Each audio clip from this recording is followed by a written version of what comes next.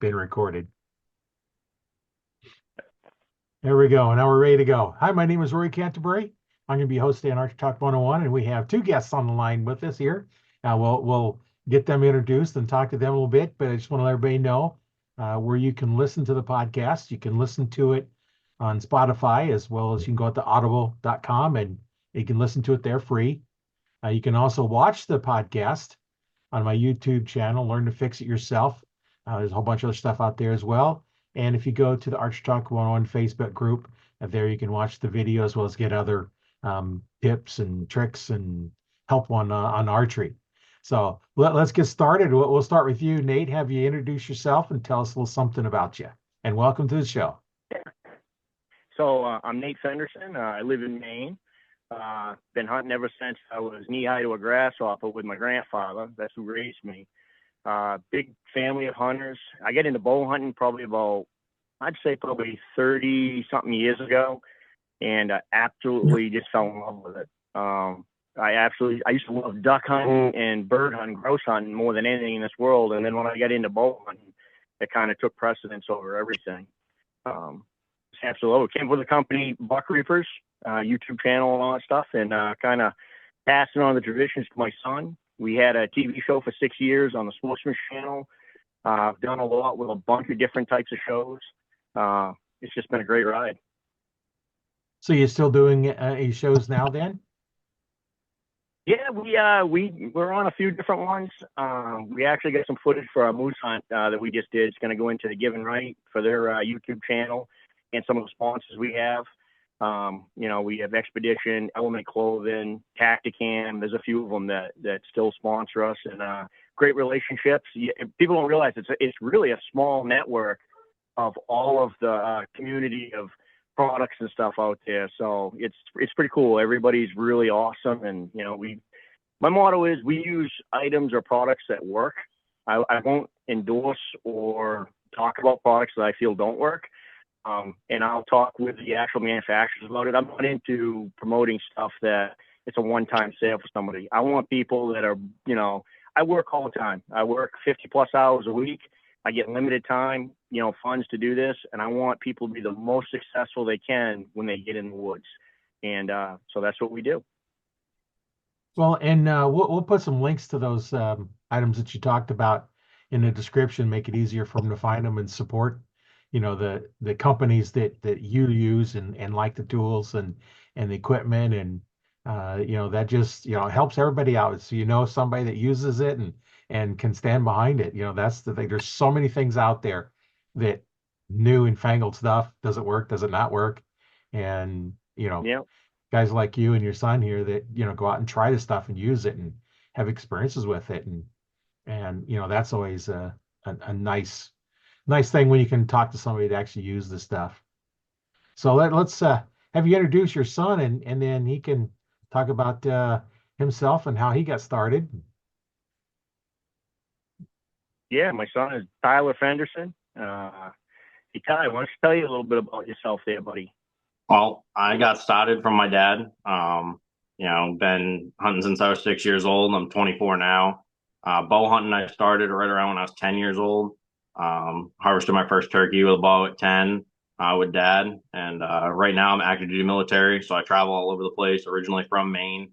I'm currently stationed in New York, but I've been all over the country, been all over the world at this point. So I don't have a lot of time to hunt. I take my leave to hunt, but that's what I love to do. It's my passion. At some point I would like to get into the hunting industry and actually work in the industry with some of the companies that were mentioned that we use.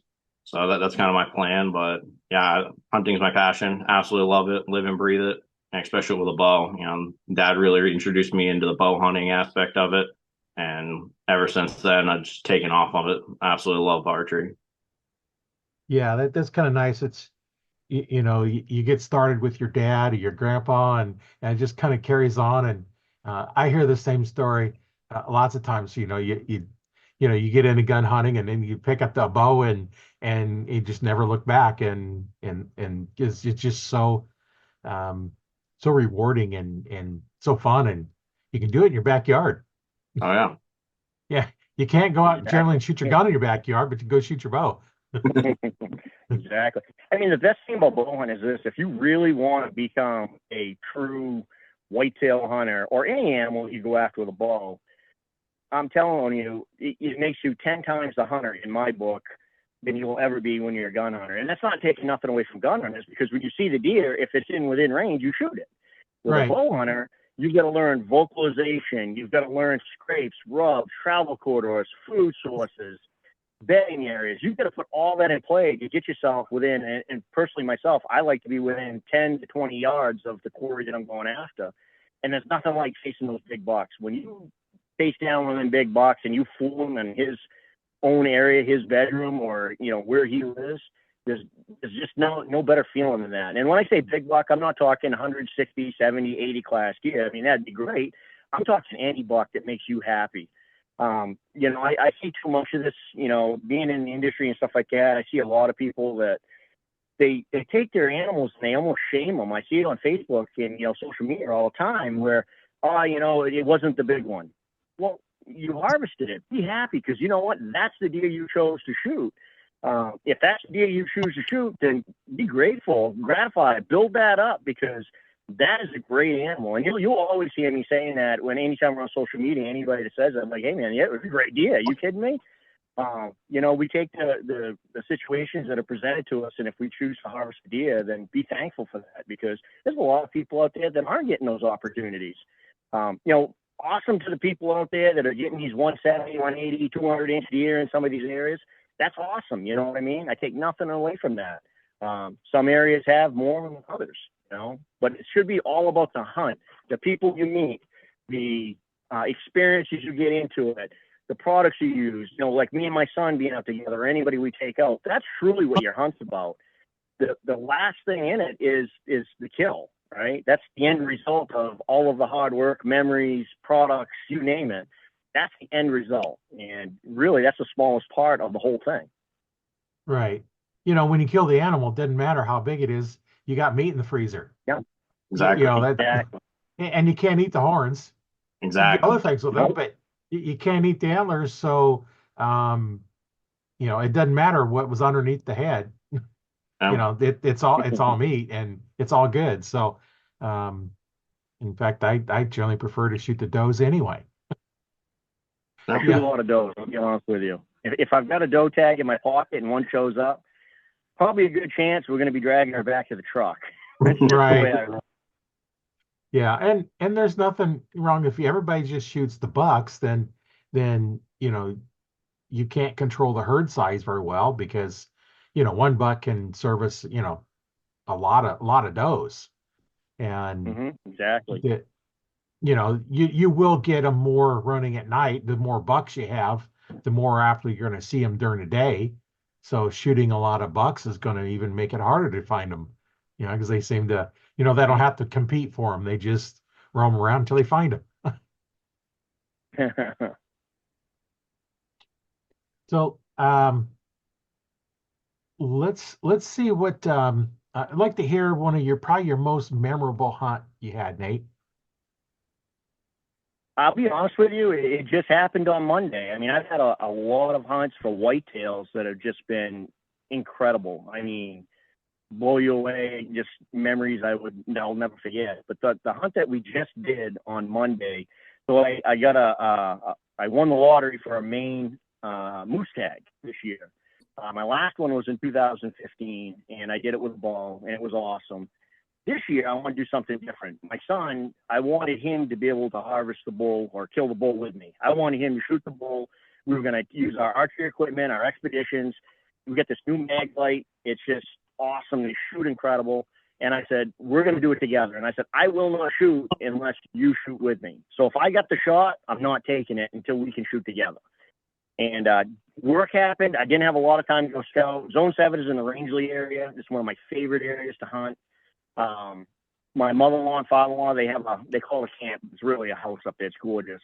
And we built our team, and up we went. And, our expectation was we wanted to do something decent. But at the end of the day, I told my son, it's not about the size of the antlers. It's about the experiences that we have in it. That's what I want this to be about. I don't want us to get into, it has to be a 60-inch bull no matter what. I didn't want that. I wanted it to be if it comes in and it gives us a good show and it comes into the calls and we got good video, let's kill this bull. Let's do it. This is awesome. And thankfully for us, I mean, we've got quite a few good areas, and I deer hunt up there a lot, tracking on snow. We went up in a plane. My son hadn't done that before, so we went up in a plane and we found a really exceptional bull and several other bulls. Plus, we had our other areas that I've hunted up there as I'm a guide also, so I have tons of areas to hunt. But I know there's going to be a lot of other people. It's like turkey spots. Where the moose are, they're generally there the year after year when the cuts are there, and then the new cuts, and then you got to look at the transitions. I like hunting high ground. I find that the bigger bulls go to high ground during that October year. So off we went. We practiced. We were good out to 80 yards with our bows. Didn't really want to take a shot that far, but if we had to, we knew we could do it. We kind of wanted to get them into that 30-yard range. And so open day comes, we get there, and we hiked in 2.7 miles to the place that we wanted to go. And we didn't get all set up. The acoustics that morning were crazy. It was just like you could hear a pin drop. And I'm hard of hearing. And all of a sudden, 45 minutes to it, we hear 2 gunshots. And then we hear some yelling.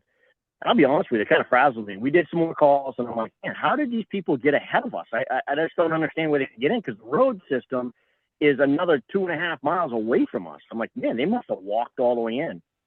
Come to find out, it was actually they were on another road system, and in just the way the acoustics were this morning, it sounded like they were in our back pocket, and they really weren't. So I said, let's go down, and we'll go up on top of the mountain, and we'll do some calling there. And as I get in the skid path, Tyler goes, Dad, stop. And I'm like, I look up and I go, why? He goes, in the skid path. The bull, our target bull we were going after, was walking right up the skid path right to us. He was there the whole time. And I jumped the gun because I thought those guys were right there and had killed the bull. And little did I know, if I'd just been patient for another 20 minutes, we would have had him in our lap. Then we went to another spot, and this is all open today. It's raining out, nasty, it's cold, and I'll be honest with you, I love hunting inclement weather. It's just, whatever it is about it, most people are like, oh, the animals don't move. No, they move. Trust me, they do. And I just love hunting that. So we would get into another spot. We hiked in another 2 miles to a spot that I deer hunted in that I'd seen a lot of moose, and we found a moose wallow. And that's kind of like, I call it like a buck scrape, but these moose wallows, they urinate in it, and then they roll around in almost like an elk. And I was like, all right, we're going to sit here. So we did. And our 2 guys that were with us, one of them was Zach Johnson, which is Tyler's one of his best friends, and one of my best friends from high school, Rick Seavey. I had him calling, and they were both videotaping for us. And so we sat there probably an hour calling, and we didn't get nothing. It was raining out pretty hard. And then all of a sudden I see this big antler coming down this old road system to us, and the guys couldn't see it. So I whispered to Tyler, like, hey, get ready. We got a big bull coming to us. But our camera guys couldn't see anything. So not in my quiet voice, I said, bull. And when I did, the bull heard me and he stopped. And we all got to look at each other for a few minutes. And the bull was like, yeah, I don't think I'm going to stick around here. So he takes off. I'm like, you got to be kidding me. And I'm like, 2 times in a day that I've messed this up. And Tyler's just shaking his head at me. He's like, Dad, what'd you yell bull for? I'm like, well, I wanted everybody to know he was right there. And so service up there is pretty tough. You don't have a lot of cell service. Well, we had another buddy of ours, Todd Davis, and his son, AJ Davis, was as close to me as a son as you could get, and as close to a brother as Tyler could get. And he passed away, what was it, Ty, 4 or 5 years ago? That was 2017, so 7 years ago now. And, he was 16 when he passed away. He got a car cut him off on his dirt bike, and he ended up dying way too young. So, to back up just a little, first thing in the morning, we kind of looked at the sky, me and Ty, and we said, hey, listen, AJ, if you're up there, buddy, help us out. Help Uncle Nate and help your brother Ty out. I believe in that stuff. I talked to my grandfather and some of my past relatives all the time up there, and old friends that I had, like Wayne Benoit and Larry Benoit and them guys. And I believe in that stuff. I believe they're listening, and we always do that. So anyways, his dad, Scott, was up there bird hunting, and he sent us a text, and he's like, hey, I just saw a big bull, and he sends us a picture. And I'm like, wow, that's a really good bull. But now we got to figure out, where is he? And, we don't know. And so, hey, Ty, I'm going to let you continue the story from here. So, Dad got another text, and it was a picture of a topo map. And we use Onyx a lot. And when before we went up to the hunt, I downloaded the whole zone for Zone 7 on Onyx for an offline map because I knew service was gonna be spotty. So he's, shows me this picture, and I kind of figure out the general area that it's going to be in off the road names that were in the picture. And I'm like, all right, we got a point. Let's go to it. So we start driving on over there, and it was a little bit of a drive, about 45 minutes to get all the way around this lake to the other side. And, on our way over there, happened to see a partridge in the road. So got out and got a partridge. I haven't shot one of those in a long time. So was able to shoot a partridge, which was really cool. And we kept on going, and we get over to the general area, and it starts snowing sideways. I mean, snow was building up on the truck. It was snowing like crazy. And I'm like, well, this is where he was. And then, like, the general area, Dad's like, well, I mean, what do we got to lose? Let's just go climb up to the top of the mountain. So we did. We climb up to the top. Once we get to the top, we stop. We did calling sequence, stayed there for about 10 minutes. And we're like, well, let's keep going. Let's go to the next cut because there was one big cut down below us, and then there was another cut out in front of us. So Dad wanted to make it to that cut. So we keep walking, and all of a sudden we see bull tracks in the snow in front of us. So we know it was right then and there. I mean, he was close. So we make it to this old logging road, and Dad sees the cut up in front of us, and he's like, let's make it to the wood line, stop and do some calling. So that's what we did. We went over there, got to the wood line, stopped and do some calling, and it was in 3, 4 minutes. And also, all of us, we all heard something, but we didn't know what it was or where it was. And the way Dad was standing, he was on my left side. And I turned to look at him to be like, "Where did you think you heard it?" And as I turned to look, all I see is antlers sitting in the cut in front of us. And I'm like, "Big bull!" And so we all hit the ground, and the excitement was just running through all of us, and we're all knelt down and I can see the bull, and Dad's sitting there. He's like, stay down. But he doesn't want to get on the ground. He was kind of like leaning up, trying to see it. He doesn't realize I can see it the whole time. So watch this bull. He comes, strutting his stuff right in, turns broadside at 30 yards, and Dad prematurely draws back. I'm like, just wait. Because I knew the bull was going to stop. I'm like, just wait. Dad's like, draw back. It was hilarious. And then finally the bull stops. So I draw back. We both stand up, and we were like in sync on it. I said, I'm on him, and Dad said, shoot. And we both released at the exact same time. Both of our arrows connected on this, beautiful bull. And he takes off, runs up in the cut about 20 yards, stops, and he just looks back at us. Then he turns broadside. We tried to get another one in him, but we both missed in excitement, missed the range. But it didn't really matter. The bull took another 10 feet. And after we missed, and he tipped right over right there in the cut in front of us, didn't make it 40 yards. And it was absolutely incredible. So we go up and we find the bull. We were surprised to see just how big he really was because we couldn't really tell. We knew he was a good bull, but we didn't know how big he really was. 55-inch spread, dressed out at 814, and we both did it with a bow. I mean, arrows hit right next to each other. It was awesome. I mean, probably one of my most memorable hunts as well, and especially with archer equipment.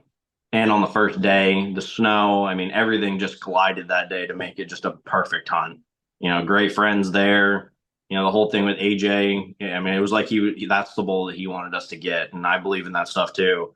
And the sweatshirt that I'm actually wearing is his sweatshirt. And it was a sweatshirt that I was wearing that day when we got the bull. So just everything kind of collided that day for us to get that bull. And it was incredible. That's quite a story. Being able to get one like that and both get shots off and both good shots, and then take another shot and both miss. It's kind of like you're a clone of each other. Yep. It's like I told Ty, though. I mean, Ty got really emotional after the shot. I mean, as we all did, but he did. He got really emotional thinking about AJ and just we did it together.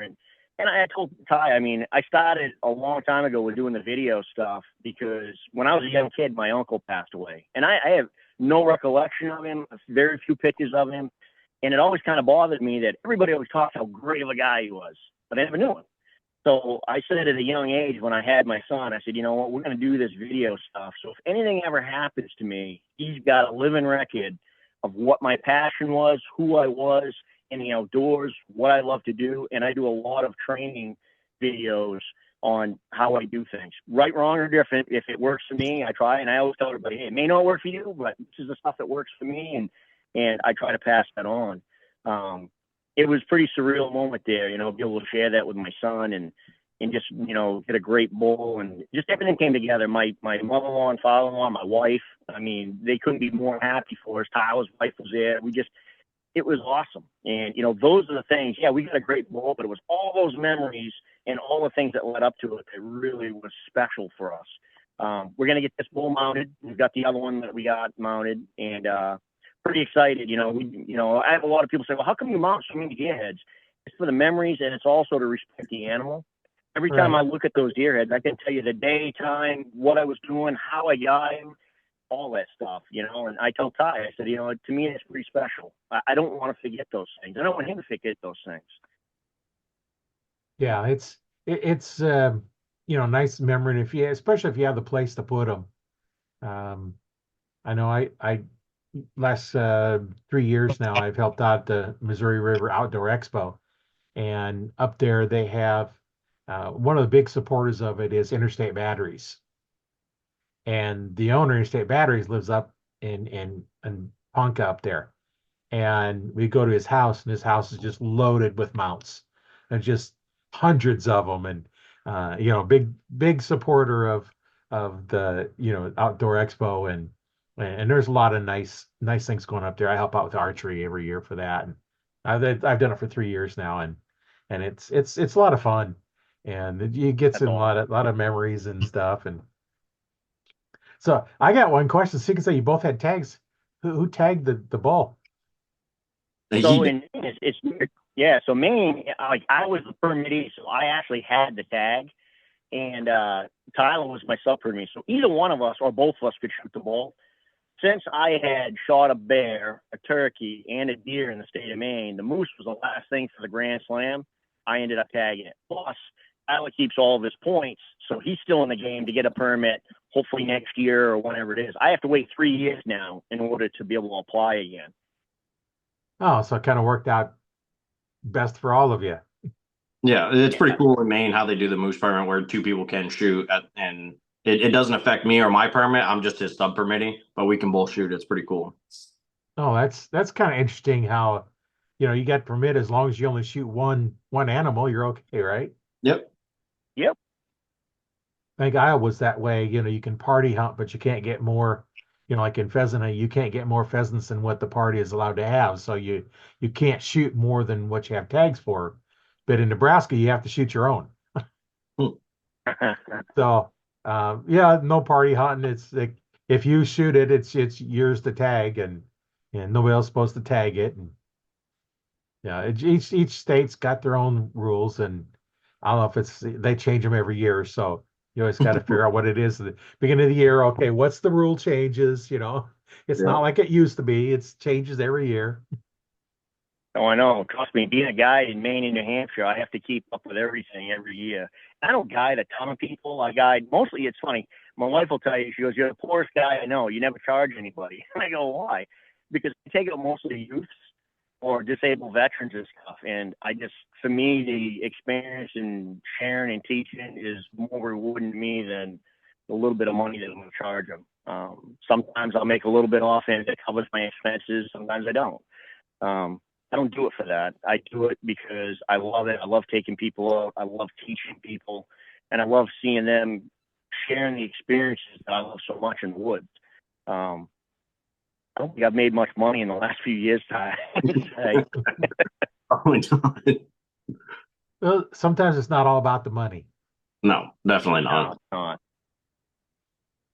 It's more about experience, especially taking out friends. Like that's what I've grown up doing. I've always had a bunch of my friends over at the house, and we all go out hunting together and stuff like that. It's not for anything but joy of being with them and sharing the experience.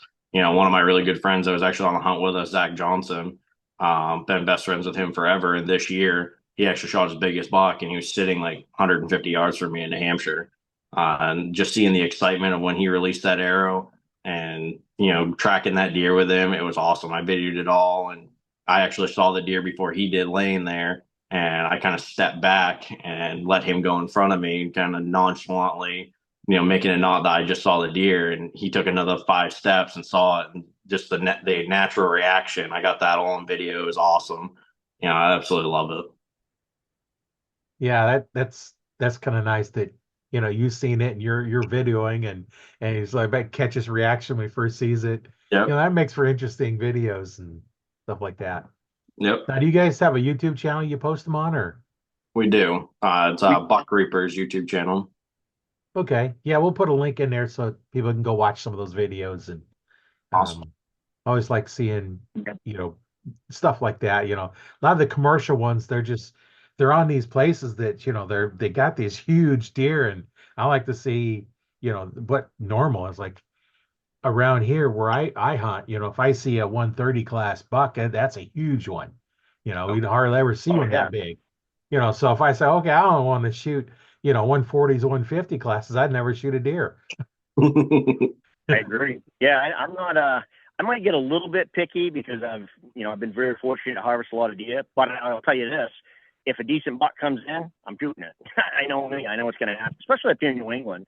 With a bow, it's just you take the opportunities that are given to you because you may not get that opportunity again. But I will tell you this, and I honestly I hold believe this: if you can hunt in Maine, New Hampshire, or New England area states and be successful, you can hunt anywhere in the country. I'm telling you, anywhere in the country and Canada, you can hunt and kill a deer. I went out to Iowa and I was kind of shocked at how some of the guys were like, wow, it's hard. And I'm like, they're goat paths. I'm like, holy smokes. And I'll never forget this one time. I was in Illinois and they gave us a piece of ground to hunt on. And they said, hey, go do whatever you want. So I went out there, spent the day scouting, and I found this ridge line. It was a steep banking, but there was scrapes all over the place, a rub line. But the scrapes really at that time of year got my attention. And so I went back and I told the outfitter, I said, hey, listen, I found this huge scrape line on this big thicket on the edge of it, up on top of this hill where this big banking comes down. He goes, yeah, you're never going to shoot a deer up there. I go, why is that? He goes, I'm just telling you, you're never going to shoot a deer up there. I wouldn't waste your time. I'm like, yeah, I think I'm going to waste my time. I went up there, set everything up. First sequence of calls that night, ended up shooting a giant right on that ridge. He couldn't believe it. He was like, you gotta be kidding me. You got on video. And he's like, I would have never believed it. I'm like, listen, you got to get tight to the bedding area to where they're feeding. I said, the reason why you're not catching these really big bucks is because they held back. I'm like, it's the same thing in Maine, New Hampshire, or wherever. These really big bucks, they don't just come walking out in the middle of the day. During the rut might be a little different, but you got to get as tight to their bedding area as you can without spooking them. And then you've got a chance. Big advocate of calling, light rattling this time of year. But calling definitely snort wheezes, grunts, doe bleats. I do it all the time. Early season, late season. Snort wheezes more towards the second week of November, but I've done it as soon as the last week of October and had it work. Yeah, it's kind of interesting how each area is a little bit different and here we've got a lot more open ground. Like when you hunt at Iowa, there's a lot of open fields, and then you got some tree rows, and it's all a little bit different, and you just got to try to figure out the area and what works best. And like I said, if you can figure out where they're bedding down and you can get close to them, they're going to get up and move. Yep. And the The other bucks, like thing I is said, do knowing like your to hang equipment back. too. Oh Yeah. yeah, The other thing is knowing your equipment. So as a guide, I see a lot of people coming to camp and they honestly either just bought their equipment or they don't shoot it a lot. And, they'll put field points on and then they run their broadheads and some will use fixed, some will use mechanical, but they don't tune their arrows or their rests and stuff the way the way we go through it. We do a lot of shooting. I mean, we're shooting at least once or twice a week, or at least every other week, a few arrows. You want to be one with whatever you're using. Now, if it's a rifle, a handgun, bow and arrow, whatever it is, when you pick up that weapon, it needs to be an extension of yourself. You need to have all the confidence in the world that when you release the arrow or pull that trigger, you're going to hit what you're shooting at. And I'm full advocate of that with a lot of the guys that we take out and stuff. Even, with Ty, I made Ty practice all the time. And I said, if he wasn't comfortable, we went and found the equipment that was comfortable for him or set it right. up so it was comfortable for him. You've just got to have that level of I always call it like an extension of your arm. You pull it up, you get it on the use zero in, and when you pull that release, you're going to hit what you're aiming at. Yeah, that's definitely the key is if you don't know where it's going to go, yeah, you're just flinging and hoping. Yeah, that was a big Exactly. thing with like the moose hunt that we just did, shooting out to 80. I mean, I've done it at targets as like practice with a bow and kind of just having fun with it because you can with a bow like that. But at an animal, I would never actually want to take that shot. But I knew with a moose and how big their vitals are that I would be more confident doing it. And I mean, it took me, I was out when every night after when I got out of work for probably 3 weeks straight, I was at an archery range shooting 70, 80 yards to build that confidence to actually be able to even able to take that shot at a moose. And last night actually I was in a deer stand. I had a really good buck come by me at 80 yards. I'm not confident at a deer at that range. It's so much smaller than a moose. The vitals on a moose that I have, if I can hit my 18 by 18-inch target, I'm pretty much hitting vital on a moose. On a Yeah, deer, I ain't even coming close to that. So no. I think, I mean, even the moose, we only shot it at 30 yards, but I think past that, the furthest shot I've ever even taken at an animal with a bow was 40 yards, and it was at a turkey, and I got it. And I was in a wide open field. That's the only reason that I was confident with that. Besides that, I don't take any shots that are, past, I mean, average 20 to 25. That's my average shot on any deer or anything like that. And that's where I'm confident in. I may have a 50 and 60-yard pin, but they don't ever get used except for practicing and kind of having fun with a bow and learning what it can do. But that's about it. Help you with range finding. Yeah. I know my first year was 40 yards, and since then I haven't shot over 20, and most of them are 10 to Yep. 15. And I try for 20-yard shots, but they never listen. They always come in closer. That's all. They're Hey, always so what's closer. your most what's your most memorable archery hunt? Let's see. That's probably I've never answered that myself. Yeah, I'd probably say probably the most memorable one. I'd say with my youngest son, I was in the ladder stand at the top of a hill, and I had him all camoed and everything, and give him the call, and he was calling, and we didn't get anything that night on the car or on the truck. On the way home, we got one, but we're going there, and I give him the call. I says, "You call if they're coming in and doing what we want. Don't say anything." It's like, yeah, let him call, and he was just sitting there. You couldn't see him at all. He was all coming up, and I could reach out and touch him, and I just couldn't see him because it all coming up really well. And on the way home, I seen a doe cross the road, and I said, "Now there's one there." I looked over at him, looked back, and here's this buck right in front of the truck. I hit the Oh, brakes and nice. still hit it. So I got a deer that night, but I had to get it with the truck. And then Hey, the guy I we normally take go them any hunt. way we can get them. Yeah. The guy I normally go hunting with wasn't feeling good. And I had to call him up and says, "Mike, I hit a deer at the truck. Can you come out and help me pull the fender out a little bit so I can drive home?" Not feeling good. So he come out and we got it pulled out, and That's yeah, awesome. yeah, that was pretty good. And yeah, that's probably, most kind of unique one I had.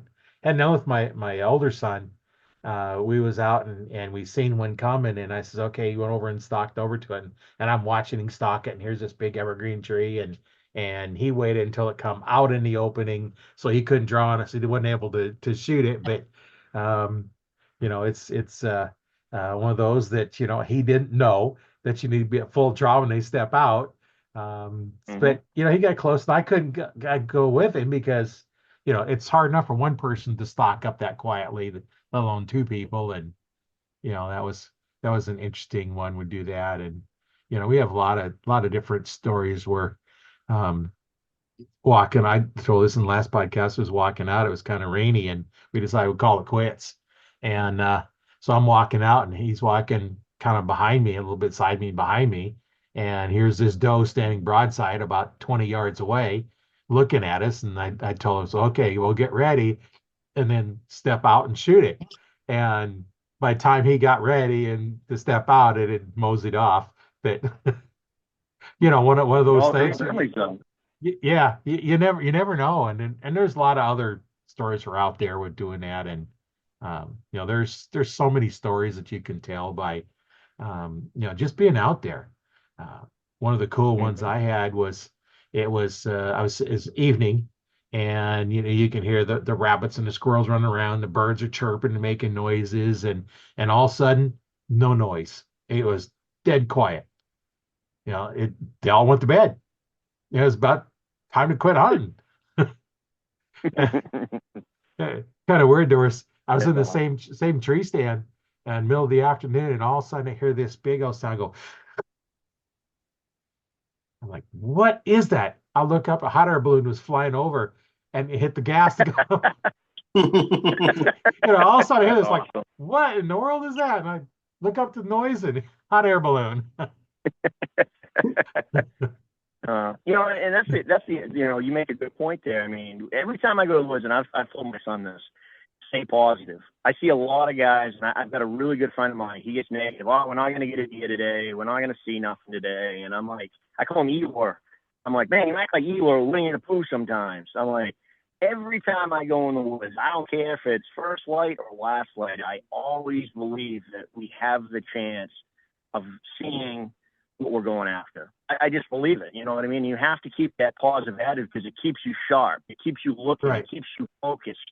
If you go negative, you're gonna lose interest. You're gonna miss out on the sign that you need to be looking for to kill that animal that you're going after. So I tell everybody, I'm like, yeah, if you need a minute to get your head back in the game, focus, then do that. It's okay to stop, take a nap, do whatever you need to do, but don't go negative. Stay positive because it can happen around the corner. It can happen in 5 minutes. It can happen in 30 seconds, or it can happen the last day of the season, the last 5 minutes. You just don't know. You just got to prepare yourself so when the opportunity arises, you're able to capitalize on it. And having a positive Right. attitude is all about it. Yeah. And the unit like you're talking about when in your moose hunt, or your elk hunt, what you're thinking about is what's going to happen. You have outside forces that's working on it, whether you're positive or negative. That's what you're going to get. You're going to attract positive things if you're thinking positive. You're thinking negative, you're going to think negative things. And like at a competition, you say, well, better not miss. So what are they going to do the next shot? Almost guaranteed they're going to miss. Because what'd you put in their head? Missing. So what are you thinking about? Missing. You're not thinking about putting Exactly. that arrow where you want it to go. You're not thinking about the positive outcomes. And that's all. A lot of stuff in archery is that way. Not just archery, but a lot of things just in life are that way, where I agree. what you're thinking about. If you think you're a victim, then you're always going to be a victim. Yep. I've always told my son this. I said, every day is a new beginning. It gives you a chance to start all over with whatever you're doing, hunting, life, whatever. Every day is a blessing. Every day is a new beginning. Make it your best day. Live your best life because you get one turn around this and you don't know when your hourglass is going to be running out of sand. So enjoy every day. I'm not saying every day it's going to be, gummy bears and rainbows. We all know that's not Right. true because that's life. But at the end of the day, if you can find one good thought or one good thing each day before you go to sleep and say, I was kind of blessed today for this, and tomorrow's going to be better. I'm going to try to be a better person, or I'm going to help somebody, or I'm going to do this, and I'm going to have a better outcome. I see a lot of people that they get into that negative scene and they just can't get out of it, and it just drags you down to the point where you see hopelessness. And it's like, don't be that way. It's easier said than done, and I get that. I mean, I've had my moments too, but as I get older, I just turned 50 last week too. Yeah, it was awesome. Oh, But as I get older, you're I'm old like, now. oh, I know, I'm old. That's what my son says, old man. That's what I get called now. But I just try to tell him, from my life experiences to my son and his buddies and stuff is, want to take every day as a positive. Think about the one thing that went right today. All right. You may have 100 things that went wrong, but what's the one thing that went right, and build off of that for tomorrow. Because you really, your future is whatever you want. If you want to go great, it will go great. It's going to take a lot of work. I did bow hunting and everything. I mean, I didn't just start shooting deer when I grabbed a bow in my hand. It took some effort, took some time. I took Right. all the things I didn't do right and turned them around to the things that I could do right. I tried a bunch of things, and some things worked, some things didn't. I passed all that knowledge down to my son, his buddies, or anybody I take out. I try to teach them anything I can so they're successful. And, you ask anybody up here in the Northeast that knows me, I'll tell you now, if I had the Hanson buck or Rampola buck walking by my tree stand and you wanted to sit in one of my tree stands and I couldn't, I'd put you in that stand to harvest or kill that deer. That's just who I am. It's not just about me shooting deer or anything. I get so much excitement out of my friends, my family, people I take out that kill the deer that I'm targeting or whatever than I do. You know, all that effort and work that goes into it, it's all the same. Whether I pull the trigger or release the arrow or what, it doesn't make a difference. And I've taught my son that. And that 8-pointer he was just talking about, Zach, he knew that deer was there. That deer actually had come up by Tyler and he didn't shoot it. He let it go to Zach and then called Zach and said, hey, you got a nice 8-pointer walking at you, buddy. And what was it, 10 minutes later, Ty, he shot the deer. Yep, and he called me all the time. You know, and that made me, that was a proud dad moment right there for me, Yeah. that my son lets a deer go by so his buddy can shoot it or have a chance at it. You know, that to me tells me that Tyler is totally evolved as a sportsman, as a true sportsman. It's not all about the kill to him. It's about memories, having fun. And at the end of the day, he could have shot the deer, but it was meant more to him to see that his buddy had an opportunity to shoot that deer. Because Tyler knows he's going to get another opportunity before the year's over to shoot at a deer. You Right. know, and that's the thing. Yeah, that's definitely nice when you know it's going to your buddy and you know they're going to get a shot, especially you know if they haven't had a lot of opportunities, you know, then that means even more that you know you give them that opportunity, whether they get it or not, you know that doesn't matter. It's you know that who knows that deer may veer off and not even go by them. You know, you never know. But Yeah. you know, the thought of it's like, you know, you were considering them and you know, karma's gonna give you another one just as big, if not bigger, you know. Yeah. Exactly. Another thing that we did this year before the season started is we kind of set goals for ourselves. And when you check that goal off, it's kind of a huge accomplishment. You know, my biggest goal, and it has been a goal of mine, it's probably since I started bow hunting, is to shoot a velvet buck with a bow. You know, and it has to be with a bow because that's the only season that's open when they're in velvet. Right. But this year, I actually was able to check that off of my list of stuff that I wanted to do.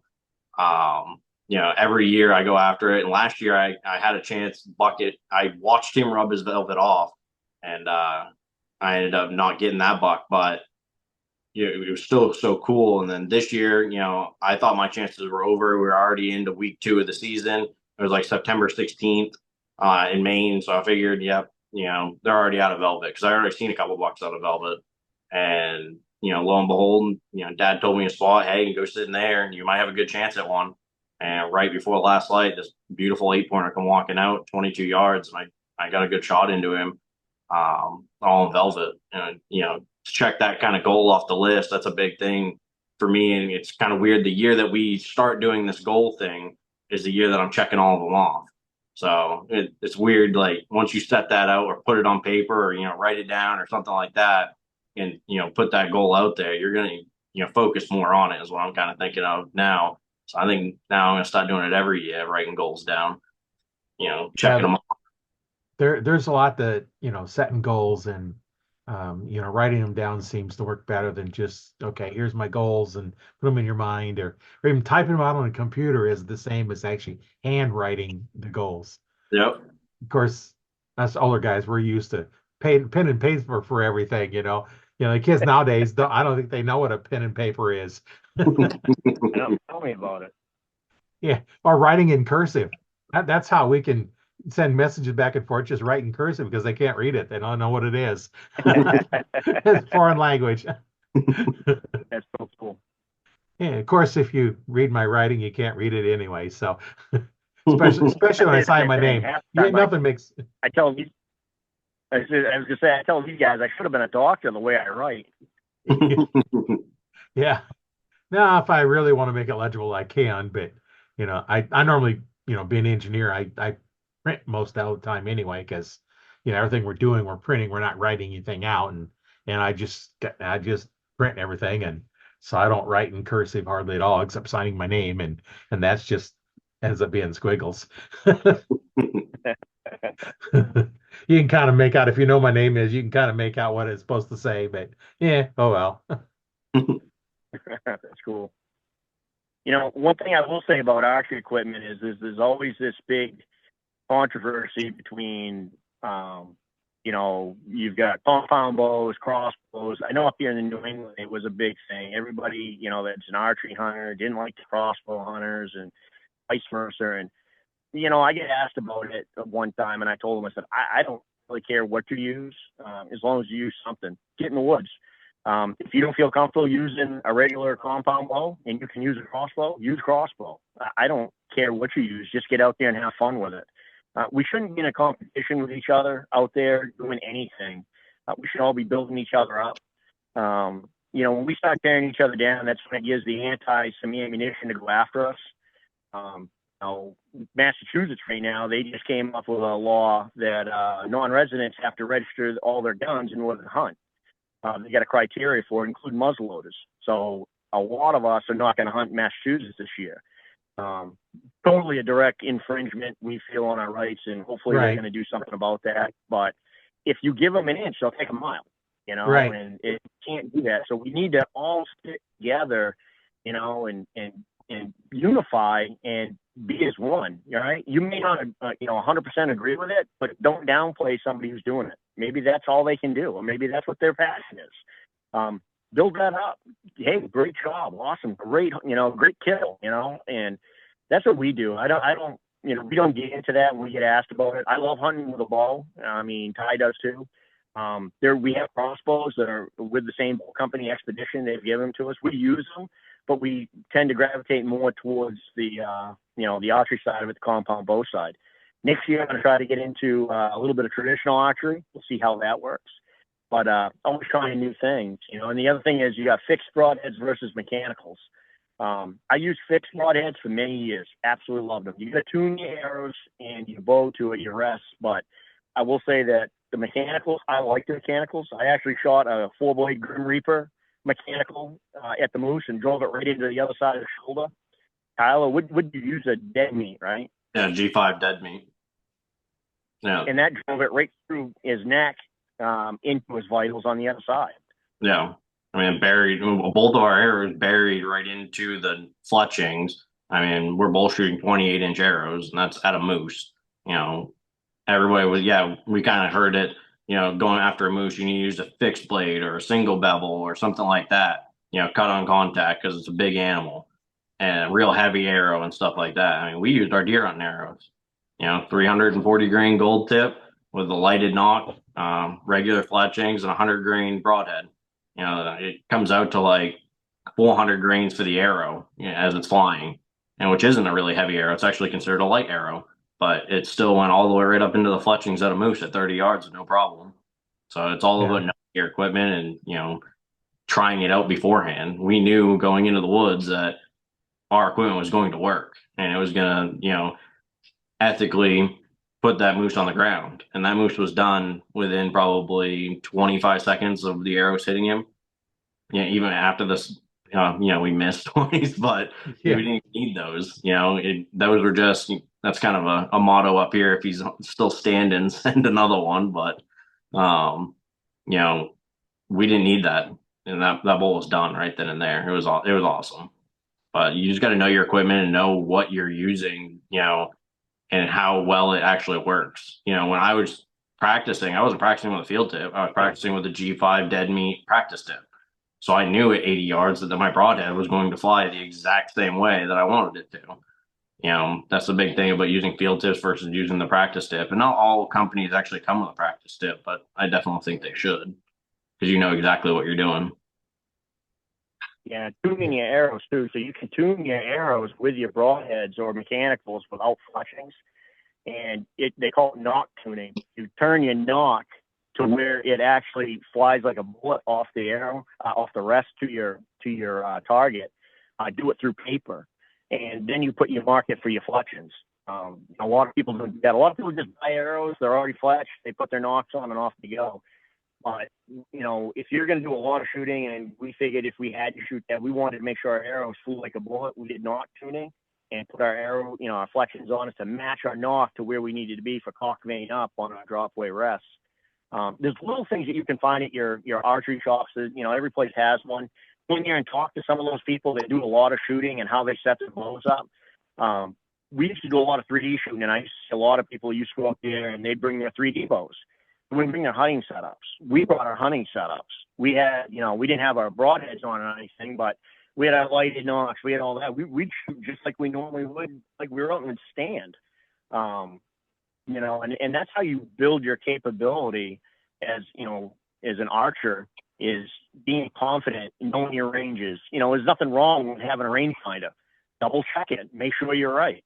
But getting your equipment as tuned as best you can, do it. And the other thing is, if you put it in your vehicle and it's bouncing around, we always carry targets with us. I got a target in the back of my truck. Kyle's got a target in the back of his.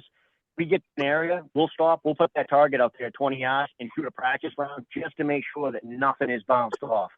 Because I have learned this through the years. I missed a couple really nice bucks because, and I'll give my son credit. Dad, why are you letting your bow bounce around in the back of your truck? And I was like, it's all right. Don't worry about it. My equipment's fine. And I would miss them. And I'm like, you got to be kidding me. And then I go shoot my, target, and I wouldn't even hit the target. And it would take me 2 shots to get it dialed back in. And then I'd have to, call Ty and say, hey, yeah, you were right. And he's like, I told you. So now I carry a target. He carries a target. Before we go in the woods, if we feel that anything's been bounced around, we take a shot just to confirm, and then we're good to go. No. So what kind of draw weight are you guys shooting? Bull shoot 70. 70? Yeah. Yeah, but these new bows, I'm telling you, 80 cent let off. These new Maglite bows from Expedition, the X-Lite series they have. So I've got the X-Lite 31. Kyle's got the X-Lite 29, and that's axle to axle. And I'm telling you, I've shot a lot of bows. I was sponsored by Hoyt. I was sponsored by Bowtech. I was sponsored by Session. Yeah, and all great bows. Don't get me wrong; they're all great bows. And now we're sponsored by Expedition. And I'm telling you, these bows, and I'm not just saying this, and if I didn't think they did, I wouldn't even talk about it. Or actually, we wouldn't be shooting them, to be honest with you. But these new Maglite X-Lite bows are absolutely incredible. They're lightweight, shoot fast, just easy to manage. It's just everything about them I really, really like. And I've been shooting for a long time. I'm really, really happy with this new bow. And so last year I went out, I had the privilege of going out with Mark Heck from the Give It Right TV show. He's actually the owner of Expedition Archery, and a good friend, super cool guy. The vice president of the company is Chris Cobbett. He was my partner in the TV show. Done really well for himself. He took the risk and jumped into the industry and has really made a good name for himself out there. Me, I was nervous and I just wouldn't take the jump. I had a new family and I was just afraid that, I just don't know. And I didn't have no fallback. So I kind of stayed where I've been. But they've really helped us out. He, Cacticam, Element Clothing, he owns all that. So I get to go out with him, and he wanted to design a bow for bow hunting. Extreme conditions, extreme everything. He's like, listen, I want this thing to perform sub-zero. I want this thing to perform in 100 degrees. He goes, I don't care what it is. I want it to perform. And they took this bow and they put it through the paces. I couldn't believe the stuff they did with it. And if it failed, back to the drawing board. And then they got this new Maglite material, which is stronger than aluminum. It's lighter than aluminum and stronger than carbon. It's just insane. I mean, I've never had a bow in my hands that feels just comfortable. Like it's just right there. And I'm not just saying that. I'm saying that because we shoot them, and I absolutely love it. Mark actually shot an absolute giant bull in Maine this year at like 8 yards with his. And I think he was shooting 35. And just saying, it's an absolutely awesome bow. Yeah, it's good to know it. I don't get a chance to shoot a lot of different bows. Well, right now I'm not able to shoot any bow right now, but that's a different story we talked about. I had a bypass and I still haven't got my strength yet, so I can't even pull it back yet, but working on it. But it's nice to know, the stories of all the different bows and your feelings of the Expedition bows and they got all of them out there. There's so many bow manufacturers out there. When I was starting, there was Bear, there was PSE, Darton and Hoyt, and then Matthews come onto the scene. And now there's Yeah. just so many different ones out there that, um, you just can't, 20 years ago, it was PSE, Matthews, and Hoyt and Darton. That was the Yeah. main bows. Um, that there wasn't all these other companies. And, like you said, this one here, they come out and he had the goal to make it to fit these extreme environments. And, just in string material, when it's cold, how the bow works as opposed to when it's hot, and it Hmm. feels different. And, Pete might row differently. And, so by the time you get the bow and then the strings and, there's a lot to getting a bow set up to work in extreme conditions, Yep. Yeah. and a lot to get you work in those extreme conditions. Yeah. True. When you have those big heavy coats on, now what do you do? Because now your arms are a lot fatter than they normally are when it's summertime, and are you going to hit your arm? And that's why I actually shoot a half inch shorter than what my draw length is. I'm 29 and a half. I shoot 29 because that puts just enough bend in my arm that even big heavy coat, I don't hit it. That's awesome. You make a great point too, because we shoot in our, like when we were shooting the other day, we were shooting in our clothes that we were going to go moose hunting with.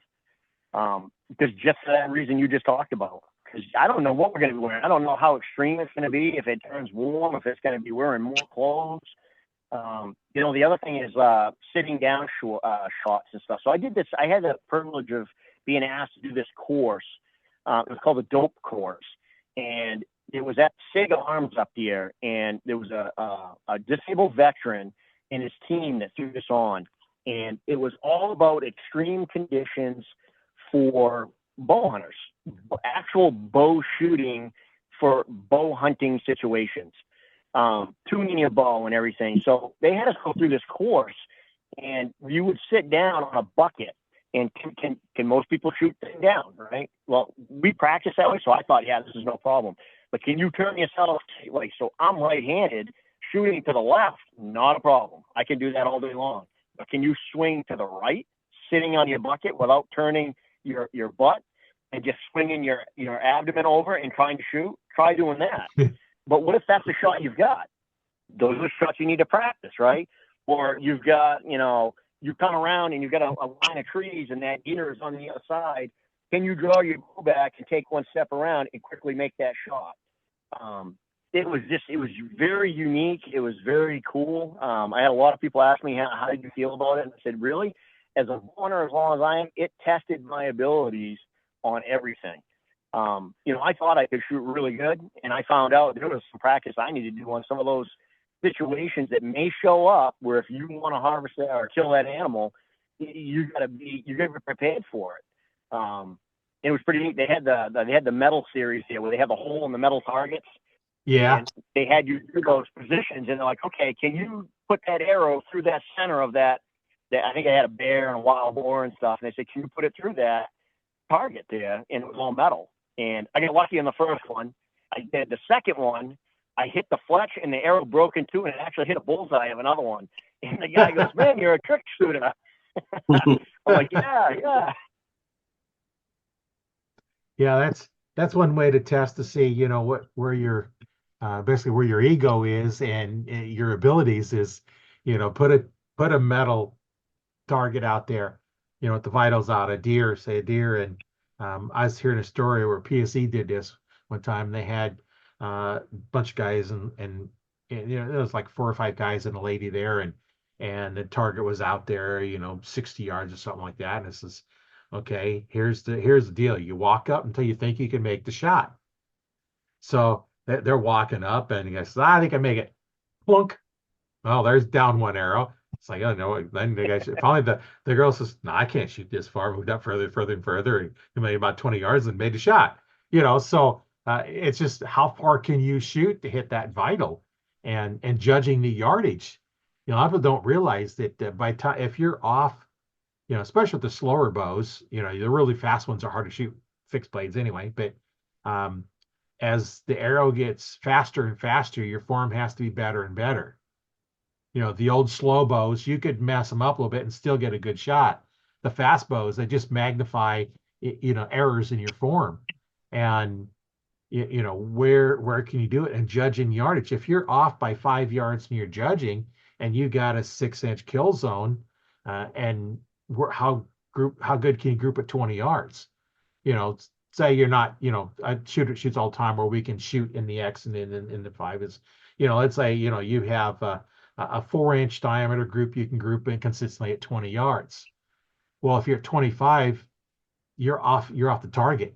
So where is your real range? And most archers that don't do a lot of practicing, like you guys are doing, their max range might be 10 yards because they can't group tight enough to go further because they don't know. It's okay if it's 10 yards, 15 yards. Now I found with most of my setup, because I shoot 70 pounds like you guys are doing, and the difference between my 20-yard pin at 10 yards and 20 yards is about an inch. So all about an inch difference. But now when you start getting closer, where does your 20-yard pin hit when you're at 5 yards? High, and depending how you aim it. If you put your 20-yard pin on the spot at 5 yards, you're going to shoot way off. You're going to shoot really low. Because when you put that pin, that arrow is leaving probably 3 inches lower than where your sight and your eyes are. Because as you see that arrow, that's like shooting through a blind. A lot of people shoot through the blind itself because they misjudge where it's at. So your eyes and your pins are up here, but then your arrow is down by your mouth. How far is that distance? That's how far the arrow leaves. So at some point, that's going to catch up to it. So at 5 feet, you might have to shoot it for 70 yards. That's awesome. So I never get them that close. I've had them where I had to shoot almost straight down, but still. Cool. But that 3D shoots, I've been to some where they actually put a small target, like a rabbit or something, at 5 feet, because most people can't hit it because they don't know how to shoot those close ranges. And I've had some say, well, I'll just sight down the arrow. You ever sighting down the arrow? Well, no, I just sight down there. Then how do you know where it's going to go? You got to practice those close ranges. And what is it at 5 yards? Where's your arrow going at 5 yards? Because now you might be off, or 10 yards, 15 yards, shoot at those different distances and see what it does. Now, granted, most time in deer hunting, we're not going to have those, 3-yard shots. Yeah. No. You're not going to have them that close. I'd take it if I got it, but yeah, I'll be honest with you, most of my shots are all 12 to 20. It's typically what they are, somewhere in there. Yeah, and your 20-yard pin is just fine for all those, especially, shooting 70 pounds like you guys do. It's, the bows, nowadays. Even my hunting bow now has a 2001 PSE Carrera, and a factory rated it at 320 feet per second. That was 20 some years ago. Now I don't get that out of it, and I never will get that out of it because I'm shooting more than 350 grains, not by much. My target arrows are about 375 total weight, but I'm not shooting 30-inch draw length. I'm not shooting one knock point. I have a 29. I set up for 29-inch draw length. I'm shooting feathers. I'm shooting a loop. I'm shooting a peep. I got string, the string leeches from Sims. I have 2 of those in the string. I have those in the cables.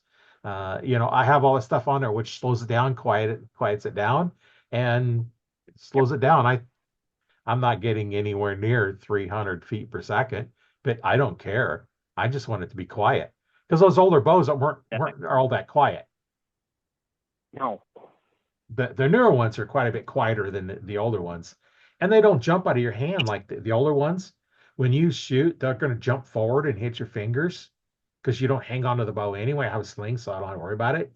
The new ones with the parallel limbs, the force is going up and down instead of forward, so they sit in your hand a lot more calm. And there's a lot to setting up the bow, and setting up an old one compared to a new one is completely different way you do it. No. And my first bow was a whitetail too from PSE, old bow back in the day, I remember and that. That I was the shot first that for a while. compound. That was my first compound I shot with my brothers. He bought the old Bear whitetail too, and Yeah, um, bear. That's what it was. I can't even remember what it was, but it was a yeah, whitetail too. I remember that. yeah, Bear made that one, and that was one of the early um, uh, compound bows.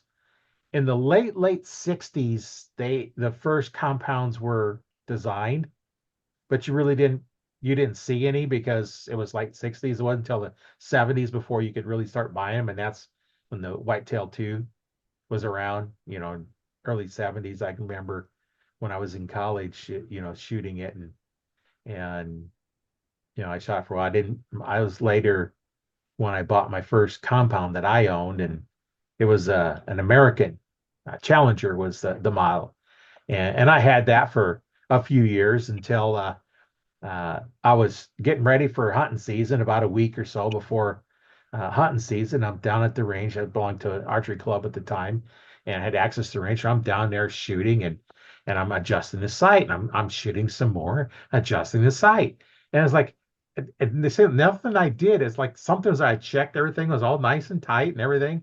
So I got up close to the target. I'm going to see where it's going up close because it kept going all over. And I shot, and I'm holding the bottom half of the bow in my hand. The top half come back and smacked me in the chest. It broke in Oh boy. half. It was one of Oh those. boy.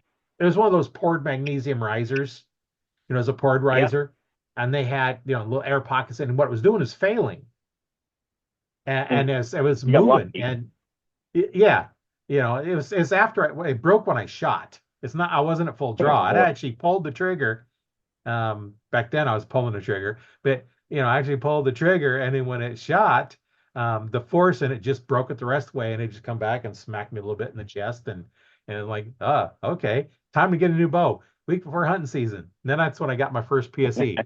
I forget what the model Cool. on that one That's was, really but cool. that's when I got my first PSE, and so I had to set up, and then of course my first bow I bought. Um, the lady showed me one and so I drew it back. And said, how's that feel? I was like, okay, I didn't know any better. It was 32-inch draw length is what it was set for. I'm Holy 29 smokes. and a half.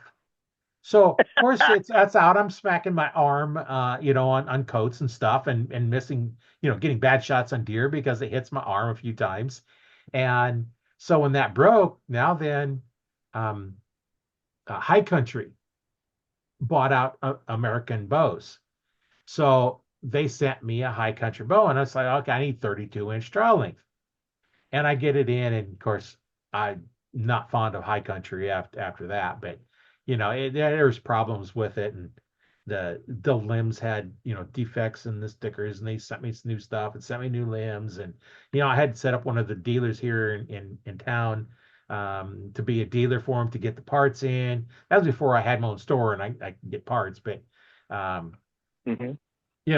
finally, and then my PSE that I had, of course, it was 32-inch draw length because that's what I had to buy when mine broke while I was waiting for the other one to show up, and it was 32-inch draw length is what it was, and then like in '95, when this is going on, I went to NFAA had a shooter school and teach you back tension release.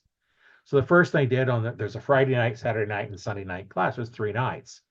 And the Friday night we go in, they check with your draw length and all kinds of stuff. And this is your 29 and a half inch draw length. Your bow must be 29 and a half inches for Saturday night, or there's no reason for you to continue. So now I have to go through and I have to cut 2.5 inches off my draw length. You know, Holy smokes. change the only way you do it really is change strings and cables. Yeah. So we're getting that down, and I got it down to the 29 and a half, and I was like, oh man, it feels short. I don't like the way it feels, but I'm at that time I'm paying like $250 to learn how to shoot this way. Because the first time I heard about back tension release, like, how do you know when it's go if you don't pull the trigger? Well, once I learned, I figured, okay, you don't want to know when it goes off because all kinds of other problems that we can get into later. But so I'm shooting and I'm shooting and I'm shooting and they have us shoot with their eyes. We go real close to the backstop. So I can lean forward, you can grab your arrow and pull it out. Shoot, because you shoot with your eyes closed. So we're shooting with our eyes closed until we feel what's going on, till we finally get a shot that feels like what they're telling us is supposed to feel like. I've since changed a little bit on that. Is you're going to pull back, have your finger over the trigger, and I'm going to pull the trigger when I feel like it. And now you're going to feel what a surprise release it feels like. That's what you want to feel. So you do eyes closed, open your eyes, and it all went away. Close your eyes until you finally get open your eyes. There's no sights on the bows yet. There's no target, no nothing. So there's nothing to aim at because you got, if you have your sight on it, there's nothing to aim it at because it's just a blank cardboard backstop.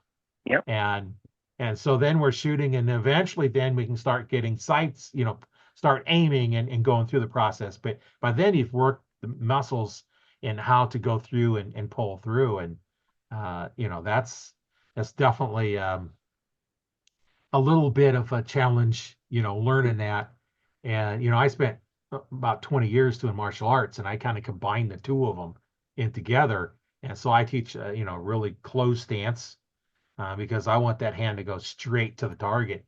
And one of the practice Yep. things I used to carry with me in my quiver was um, I got a big roll of loop material, camo loop material, and I had one that had a loop under my thumb that was my draw length, and I cut my release on it. And if you're shooting and now you're putting pressure on it to go through to pull through the shot, that string should jump straight off your hand towards wherever your target is, where you're aiming at. If it Hmm. doesn't, that means your form is off. And that's one way to get that form back in there is just shoot that string. If it hangs up on your hand, you're pulling the side or whatever. And if you have an Yep. open stance, your hand automatically goes to the backside. When it shoots, it's going to go to the backside because you're putting pressure, and you have to put pressure sideways because your arm it's pulling it across your body, and your hand is going to go off to the side. Now they teach a lot of that open stance, for beginners because you don't smack your arms. If you don't have a proper grip, if you grip like a baseball bat and you do the technique I show you, you're going to hit this arm 100% of the time because that Oh puts yeah. it in the way. But if you turn your hand out, what's that hand moves, from there, it just moves out as it points that elbow out. You're going through your hand between the thumb and the not in the meaty part of the hand, but in between, and you're pushing with that. Hmm. When I start teaching somebody, I say, any martial arts, and if they say yes, I say, okay, think of heel palm strike. And if they say no, then I have to explain what it is because that wouldn't make any sense to them. Anybody has martial arts knows that your striking point is end of your arm in that bony part in between the little finger and the thumb. Because if you push on either one, we Yep. learned that in martial arts. If I want to lock the wrist up, I'm going to turn on one of the sides. But if I push straight in the middle, it doesn't turn. And as you're pushing straight out with that, and then that goes straight to your target. The most efficient way to shoot an arrow is straight from the nock to the tip. And if your body is going sideways, you can't put that force straight through it. So I kind Hmm. of incorporate all those, and I always explain why I'm telling you to do something.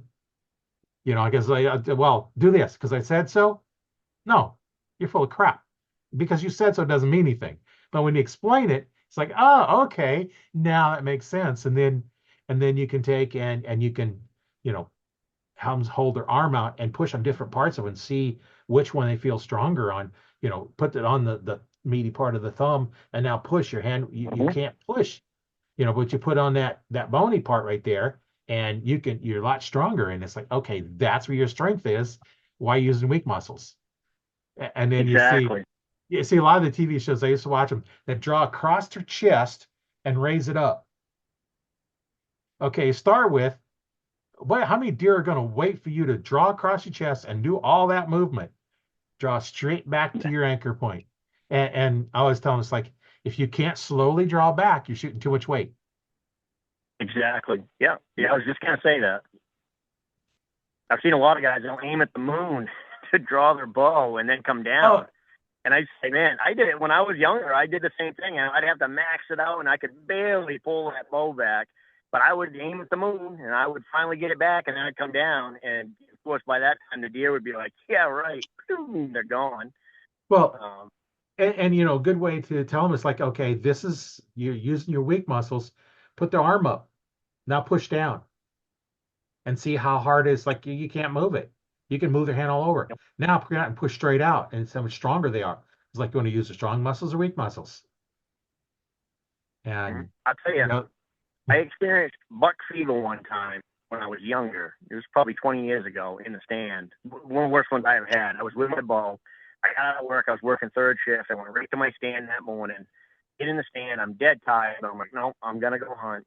I'm sitting there, and this big 8 pointer comes out. In Maine, it was over 200 pounds. So in New England, of course, everything over 200 pounds is, that's giant how they class it. yeah. And I see this big deer, and I could not draw that bow to save my life. I tried everything, and I don't know what was going on with me. I'm like, I can't draw this bow, and I finally had to sit down, and the deer's in front of me, and he kind of walked off. I did a grunt. He comes back, and I'm like, I got one more chance to make this work if I'm going to do it. And I calmed down. I did some breathing, and I finally got that bow back, and I ended up getting my shot, and I got the deer. But I never forgot that. I was like, I couldn't pull that bow back to save my life that morning when I first saw him because I was so amped up.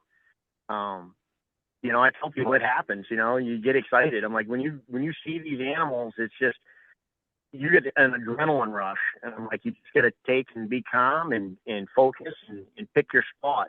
I learned also that I used to come from the top of the deer down with my sights, and a lot of times I would get it on them and I would shoot too quick, and I wouldn't send it exactly where I wanted. I'd get the pin on the brown, and then I'd release the arrow, and I'd hit them in the top, through the back straps or something. I wouldn't get them, and so I came up with now I aim from the bottom of the animal up, and I get it to where I want. So if I do shoot too soon, usually the deer will drop right into it, or I'll hit him exactly where I want. That's worked out pretty well for me. Yeah, Nice. I had one time where I couldn't drop back at I hadn't really practiced hunting season, got to late, and it was just cold, and I sat there, I always like trying to and I couldn't pull. I struggle, and I strained something. Later today when I sat there and warmed up a little bit, I could drop back, but oh man, I hurt Yep. it for a week. I did the same thing. I couldn't believe it. I was like, holy smokes. The coming from the bottom of the deer up, that was something he taught me.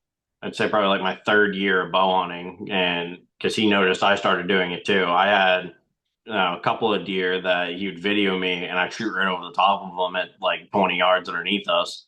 And there was one night in particular, I took a bunch of hair off this doe's back, and we're sitting probably 10 feet apart.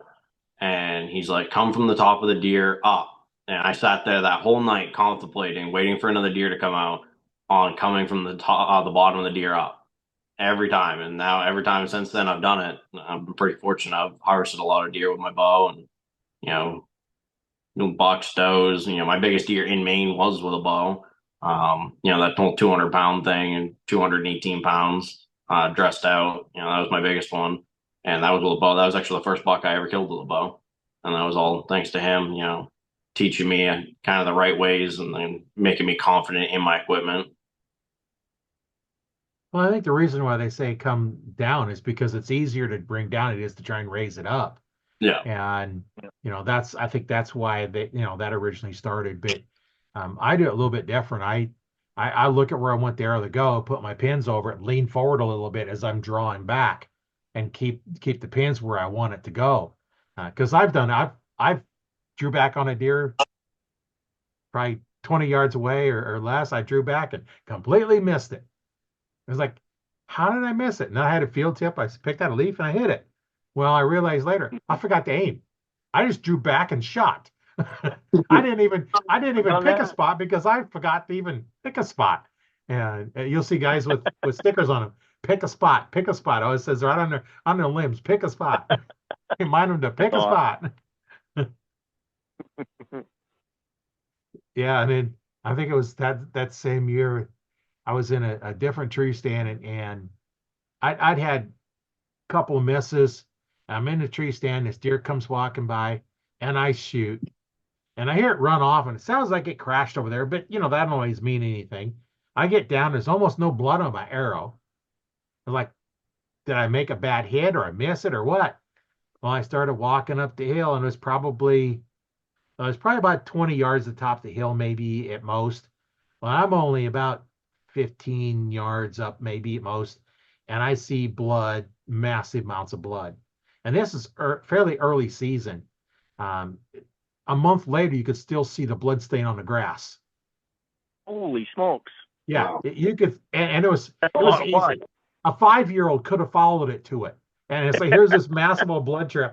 And I don't think I only went maybe 20 or 30 yards total, and it crashed because I heard it crash. It didn't sound like it was that far away, but I was like, what do I do? It's like I'd missed a deer earlier that year, and it's like, did I miss again? And it's like almost no blood, no nothing on the arrow. It's almost perfectly clean. So it Holy smokes! must have got, went through. And I shoot feathers, and they're good. They're fairly decent blood magnets.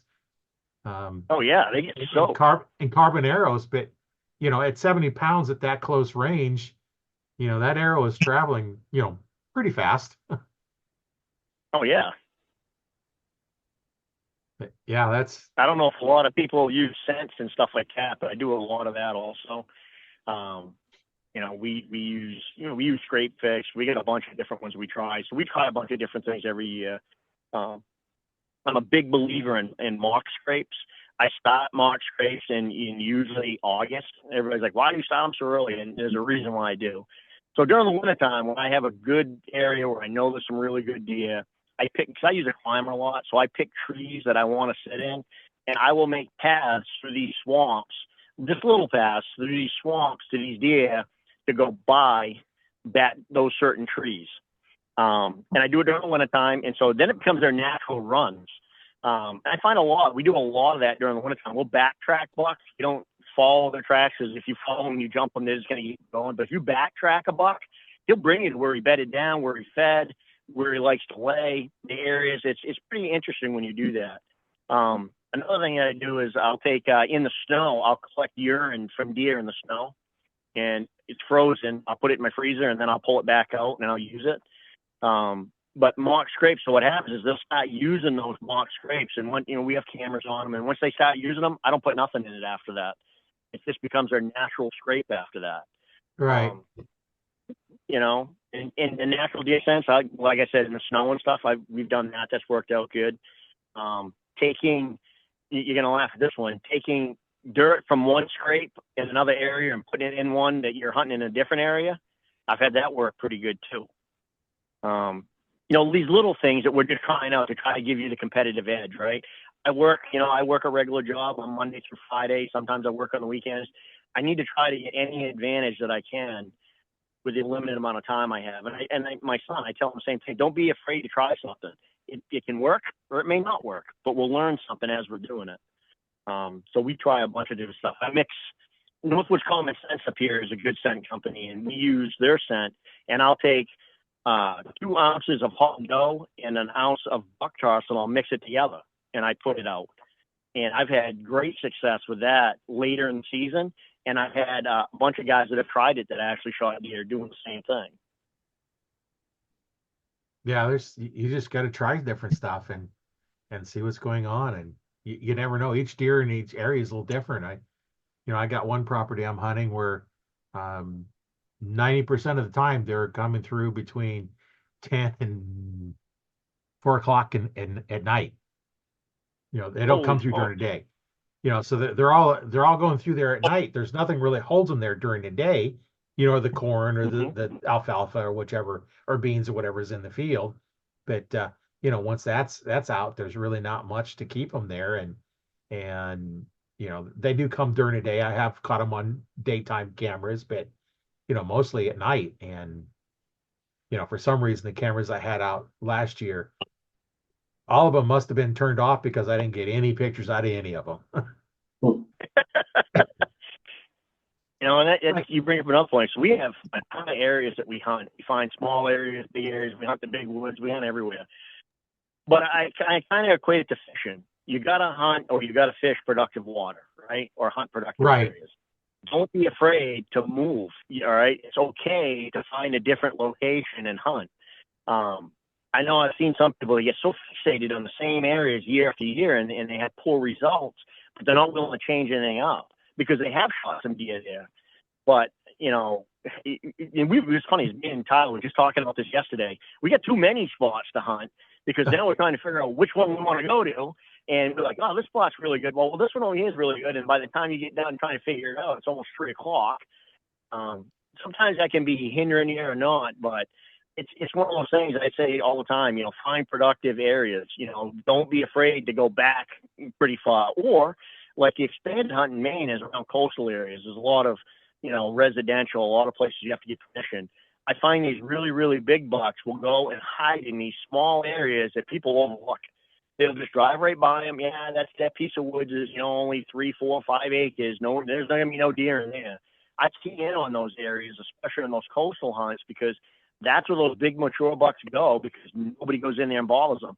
So if I can find out his travel corridor going in and out of that little spot and get as close as I can to it, chances are we're going to get a chance at that deer.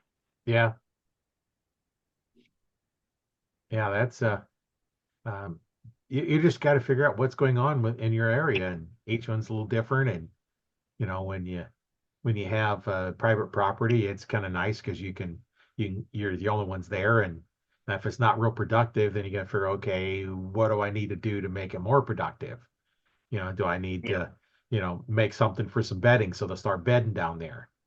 And then or maybe we can put something out in the area that the farmer's not actually using, because you can't put stuff in the field. You can't put salt blocks and mineral blocks in the field because one, the deer are going to dig a hole, and the farmer's not going to like it when he goes over with his tractor and falls in a big hole.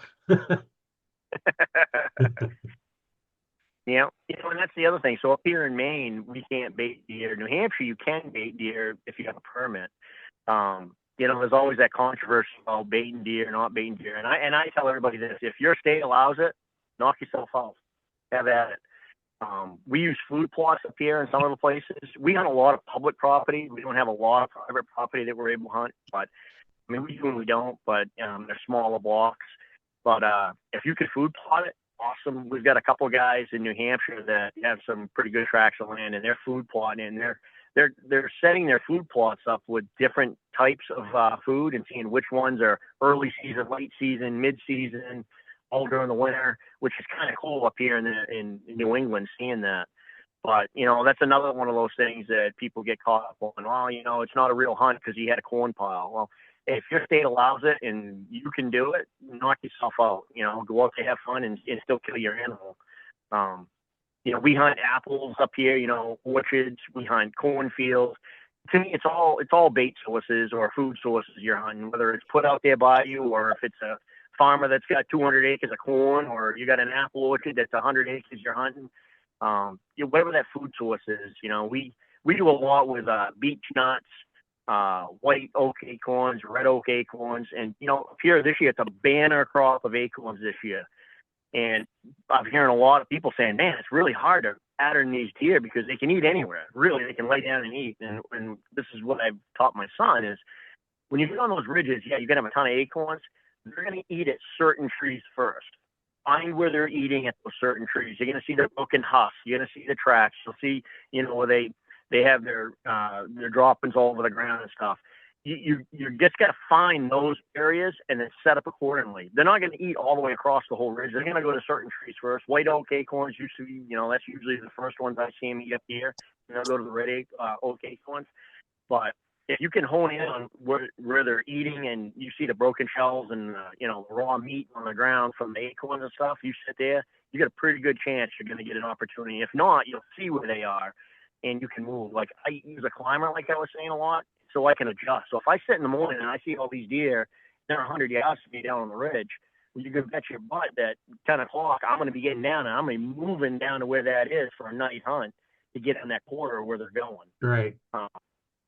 Same thing with trail cams. I see a lot of guys, and I use trail cams, taxi cams, I use Reveal, but at the same time, I don't always put a lot of faith in everything that it's telling me. Yeah, it's telling me what the deer was that walked in front of it. It's not telling me the deer that went behind it or off to the side that it didn't capture. So I say, yeah, it's great. It helps me, knowing that there are deer in the area, and hopefully it'll tell me kind of what's in the area, but it doesn't tell me the whole story of what area, what the deer are doing in that area, where they all are. We've had deer that, you'll hear some guys say that, "Whoa, I never had that deer in my camera." No, he just didn't walk in front of your camera. He was probably there. Right. He just never walked in front of it. Yeah, I know that area. I was hunting last year.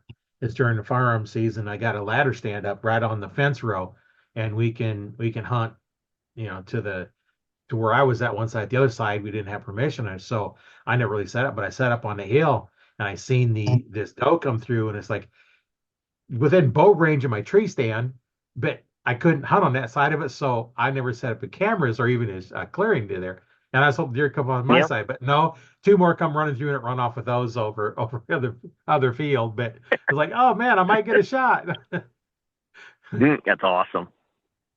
But you just got to look. And then there's one time I was going in and there's two does come in, and my son come in, and all of a sudden here this one come running over the hill before I even got a chance to get ready, and he had shot the one, and the other one come run over the hill. And of course that time I didn't have a chance to shoot it because I was just getting off the four-wheeler, getting everything all ready. And you know like, well, That's okay, awesome. so much for that one, because it was on a run.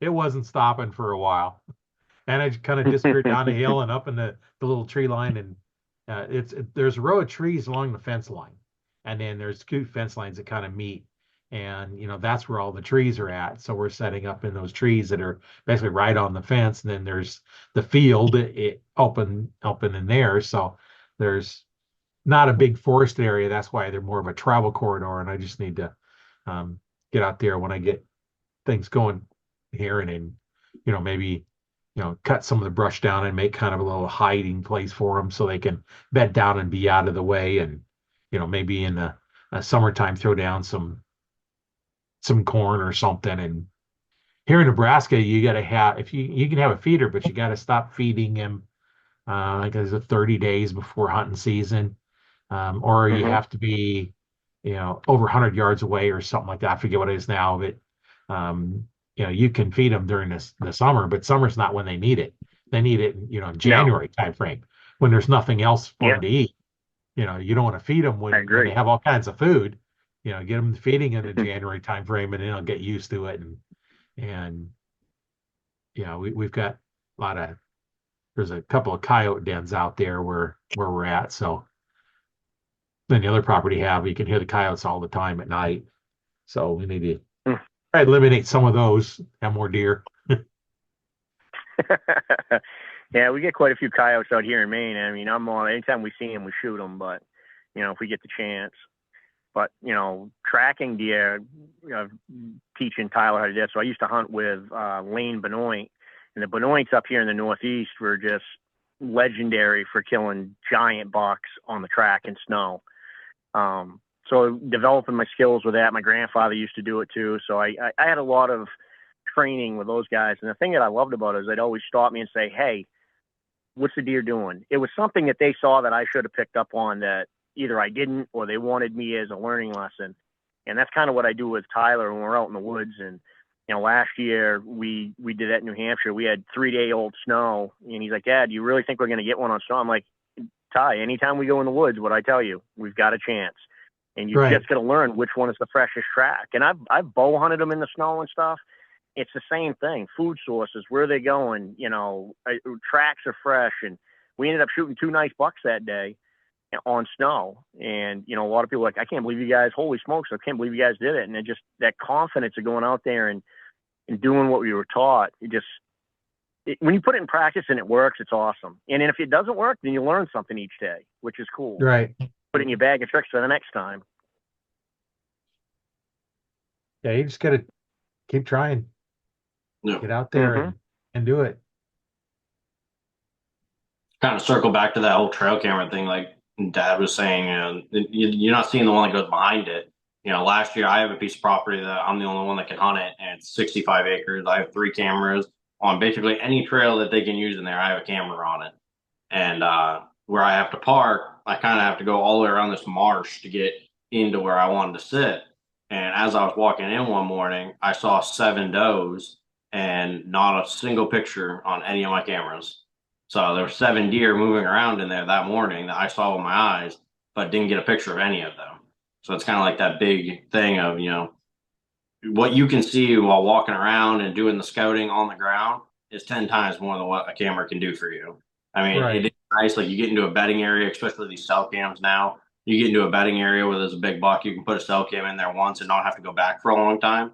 And you'll probably get pictures of him and everything. You know that he's around the area, but that's kind of the benefit of it. Like I have cell cams running on that piece of property. I've had them there since July, and I know the deer that are there, but when I go in to hunt it, I know exactly where I'm going to go, and it's not anywhere near where one of my cameras is. I just know the way that where they're going to travel through. My cameras tell me what deer are there. Where when I'm going to hunt is where I know I'm going to shoot one when I go in and sit there. It's kind of two different scenarios, Yeah. and I just like the cameras for that aspect of kind of cataloging the deer, getting history with them, stuff like that.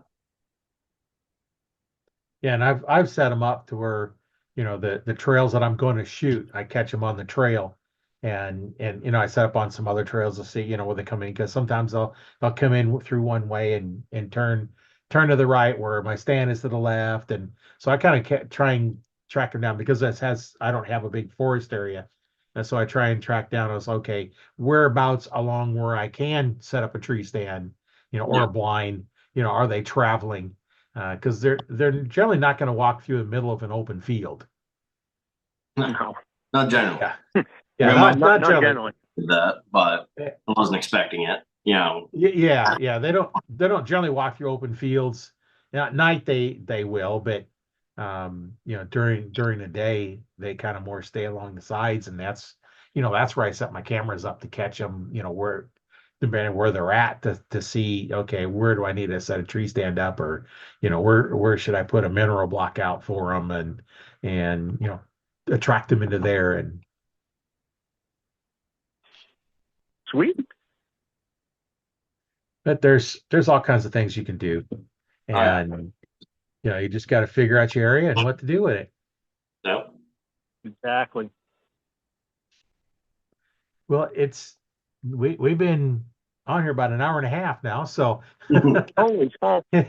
yeah, it gets going. I kind of try to keep them somewhat short, but um, yeah, it's kind of normal length. About an hour and a half is what we end up going.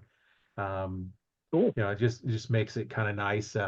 Um, how about if we have, kind of some closing thoughts, have each one of you go and give our listeners some of your closing thoughts about any subject you want to talk about. I guess for me is, I know you've got a good following. It would be nice for your listeners if they could come up with some questions that they want to hear, different techniques or different thoughts of points of view on how to chase deer with archery equipment or whatever they want to go after, scents, mock scrapes, tracking, whatever it is. And so we can kind of talk about some of that stuff of, how do we do it in the Northeast, or how can you apply that in the West, or, Yeah, wherever you're hunting, how do you apply these different techniques? Because I know for myself, I love listening to the podcasts, and I always try to get something out of them that I can try to apply up here. And sometimes I have a lot of questions, and it'd be kind of cool to hear from the listeners. What do they have for, what kind of questions do they have that we can answer? Because that's one thing we all learn from each other. And yeah, that's the biggest thing of success is being open-minded and learning every time you go out there, and then taking those things and applying them. I do a journal every year of everything. Each day I do a journal of what did I learn, what did I see, and then at the end of the year I go back through it and I take key elements out of that and then I set it up for the next year. But I really appreciate you having us on, Roy. This is absolutely awesome.